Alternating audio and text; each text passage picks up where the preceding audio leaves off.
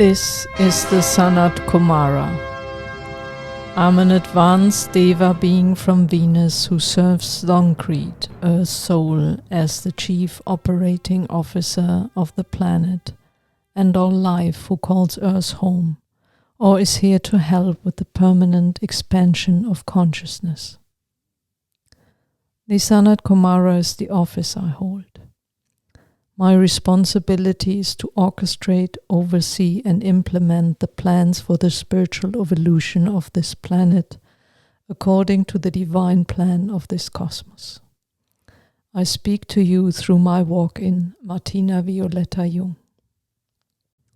Today, in part 4 of my mini-series about Shambhala, I would like to share with you insights on mission work with us, as well as honor one of our trusted and beloved partners for decades in many of such missions, Vilia Whitcomb.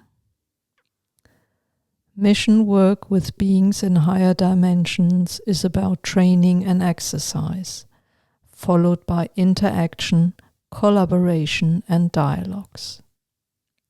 You have free will to do what you like while you are incarnate on planet Earth.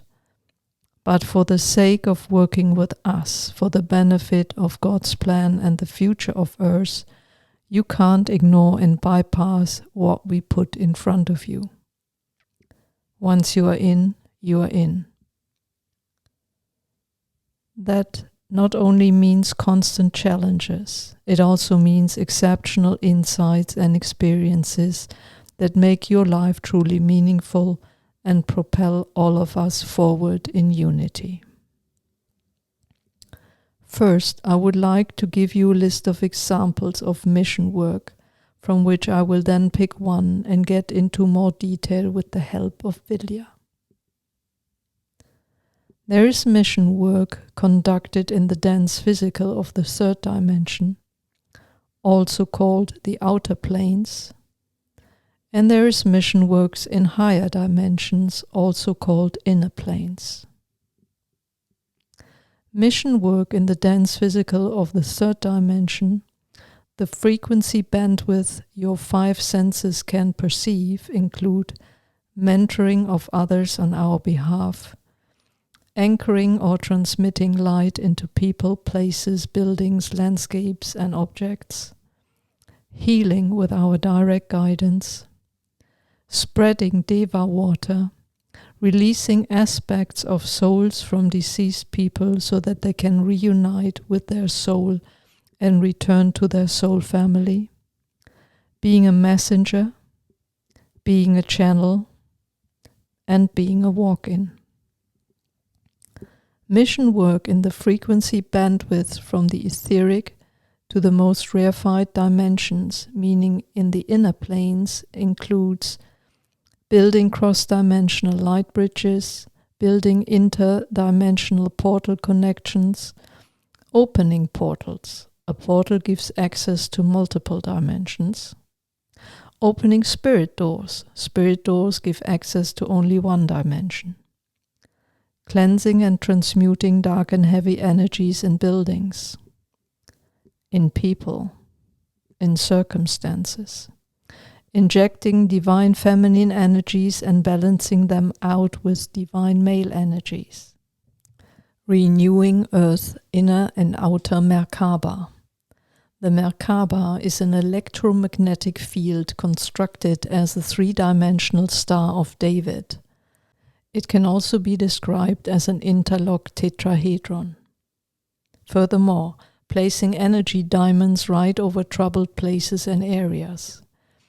Meeting for cross-dimensional teams at the mothership of Shambala.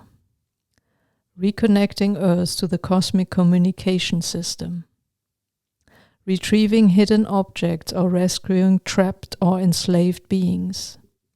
Visiting other peoples, their planets and headquarters in projects related to help they provide to Earth. Furthermore, participating in honoring celebrations within the various kingdoms on Earth and on other celestial bodies. Reconciliation missions between kingdoms, for example, between the Deva and the human kingdom after the Devas were betrayed by the humans during the fall of Atlantis, which also resulted in splitting their kingdom into two, Devas and elves. Finally, reunification missions between kingdoms. I will not give you an example for each of the above-mentioned tasks. Instead, I would like to take this opportunity to honor a woman who participated in most of the above and more. Her name is Vilia Whitcomb, and she passed away to go back home to Andromeda mid-October this year. Vilia has been a trusted and most reliable partner of us in Shambhala and for many other peoples and beings of this cosmos for decades. She came to Earth for the first time to place the iron pillar, which can still be found in the courtyard of the Quwwat-ul-Islam Mosque in Delhi, India. It is a gift of the people of Andromeda to the people of Earth. Our beloved Vilia has left many blessings behind. With everyone she spoke and worked with, as well as with a book I strongly recommend reading. The title is Disclosures of a Cross-Dimensional Bridge Builder. It is published in 2016 and available on Amazon. You will find valuable guidance and examples of mission work for your own way forward working together with us. Some numbers given in this book are not accurate anymore. For example, the number of master teachers has increased beyond 200 now. Also, the Deva and the Elven Kingdom have reunited and form one kingdom now with the Angelic Kingdom, led by Berthold and Wise One in team. I generally refer to this kingdom as the Deva Kingdom. For latest information, such as the reconnection of the cosmic communication system to planet Earth, to God's stations on Earth, please turn to my chronicles, the Chronicles of SANAT KUMARA, also available on Amazon. Now I want to take the opportunity to bow to Vilia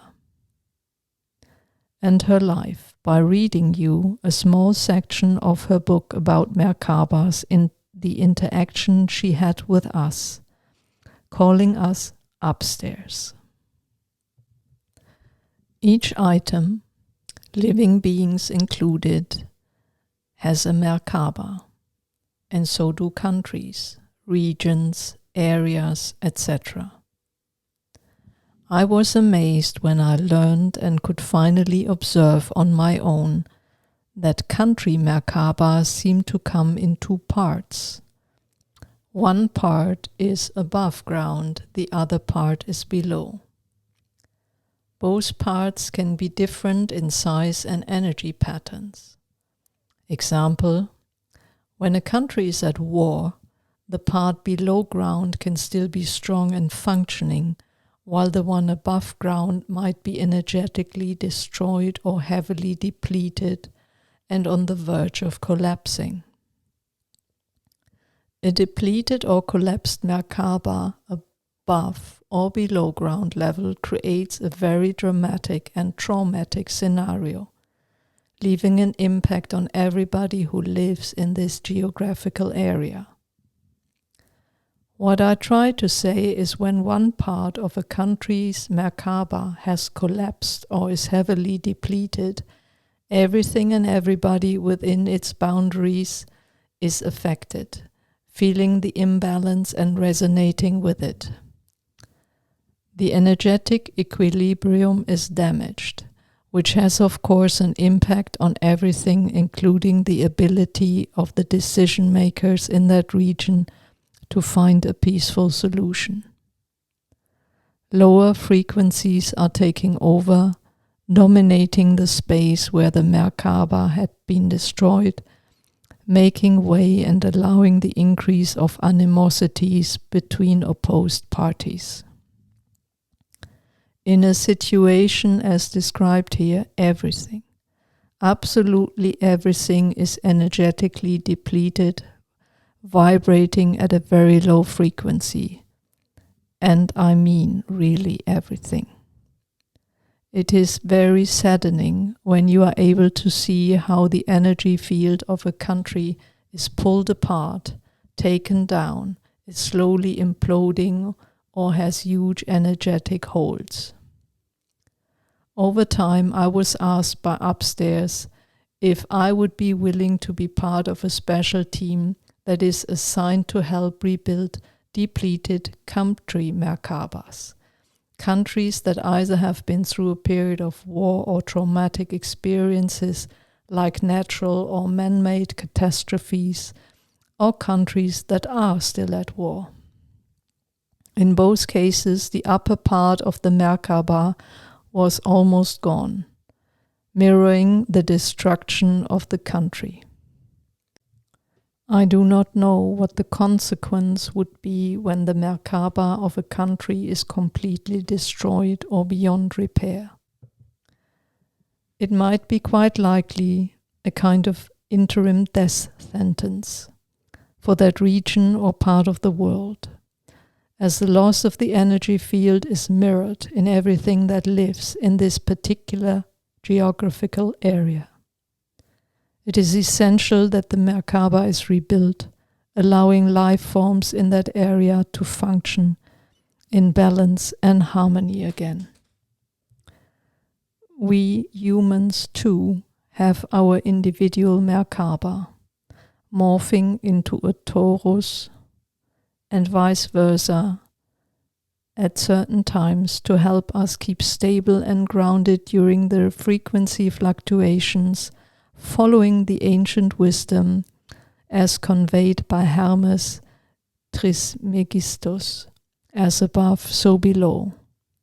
What Mother Earth goes through, we go through too. We are all connected energetically with everything that is. The connection is, of course, etheric.